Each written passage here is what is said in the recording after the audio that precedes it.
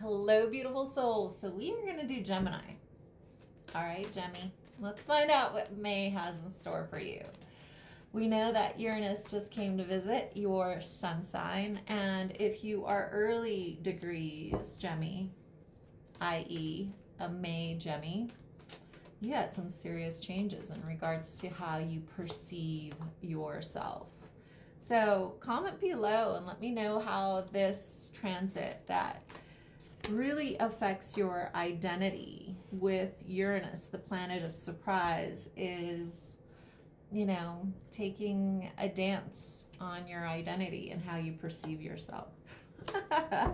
Oh, yeah, well, listen, don't shoot the messenger. I'm not here to say that it's a bad thing. I think it's a good thing. There's a book that I'm being guided to describe to you or have you read. It's called the something of being yourself. The problem of being yourself.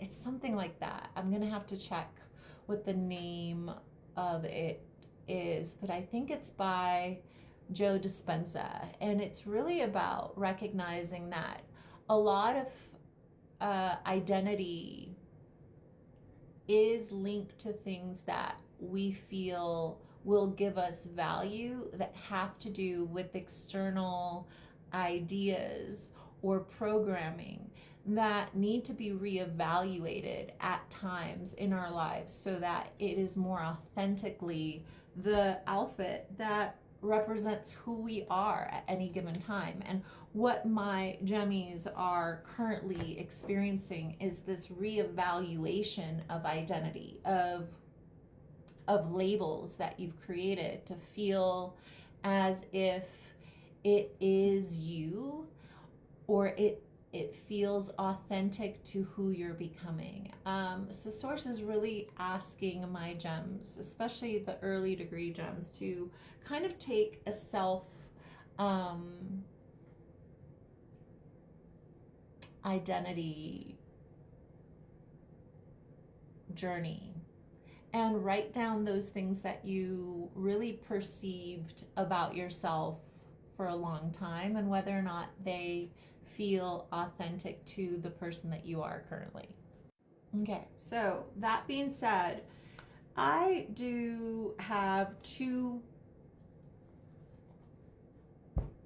tarot cards decks together so that if we need a reassessment of energy, Source gives it to us by doubling up on a message. And the doubling up of a message is this energy of what obsessive, compulsive habits do you have that you may have lost track of?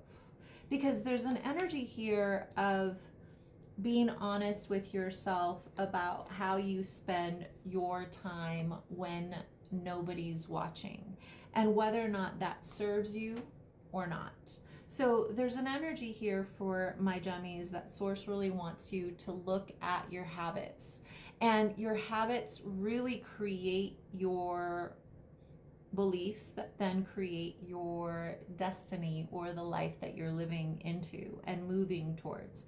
And Source is saying to me, there's something here about reevaluating what you would like to manifest, either by the end of May, by your birthday, or by your next birthday, that is essential in regards to creating and manifesting the life that you are really seeking to live into. It says it's in your habits when you feel like you're giving yourself a reward for doing something good. In that habit, whatever it is, that leeway in something is where a little shift has to happen. Ah, okay. Interesting. Okay, so Source is giving me a very clear window of how to establish this feeling of being in a different place by your next birthday. Because, you know, right now my jammies are kind of taking stock of where they would like to be compared to where they are, because your birthday is right around the corner. And we do this always right before our birthdays. And Source says, if you want to see your life feel and look different, it says, ask yourself, if you were a farmer, what seeds would you be planting right now to then feed and nurture and give the right weather in order for them to come into full fruition in the best way possible by your next birthday. So what seeds would you be watering? Would you be planting, what seeds would you be planting? Would they be the seed of love, the seed of family, the seed of a new home, the seed of what is the most important seeds, and where would your attention be spent mostly so that it would come to full fruition by your next birthday?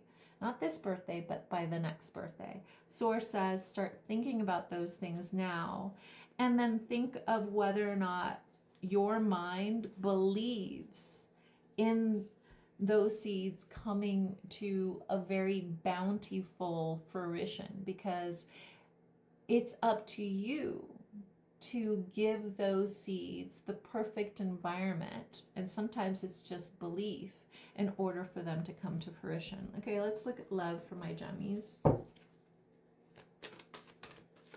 Jemmy, what is it that love has in store for you by May? Okay, May, love, Jemmy. You deserve love and codependency. So Source is telling me, you know what? Usually I read codependency as a negative thing, but here I see it as my jammies needing to feel as if they can depend on another. I feel very much like my gems are seeking for someone else to show them that they are someone worth pursuing. But most importantly, what my gems want to really feel is that someone needs them. And, you know, someone needing another person isn't always colored as this negative thing. In society, we've made it a negative thing because we've made it that being codependent is a negative thing. But to be honest, we all need another to really truly see ourselves. So Source says, instead of thinking it as codependent, Source says the quickest way for us to grow is to have a mirror of another person showing us whether or not we're honoring and really becoming the version of ourselves that we say that we are, by having a mirror showing us that we are or we're not. And that is really what Source says that you're ready for, Gem. You're ready to be desired, and you're ready to have a true mirror. And Source says, see yourself as desirable, beautiful, and everything anybody else could wish for, and you will be in alignment to someone perceiving and seeing you that way, because you will emanate and i.e. reflect that from within. I hope that you claim this message by liking it. I'm Nety, I guide, and I will see you on the next one.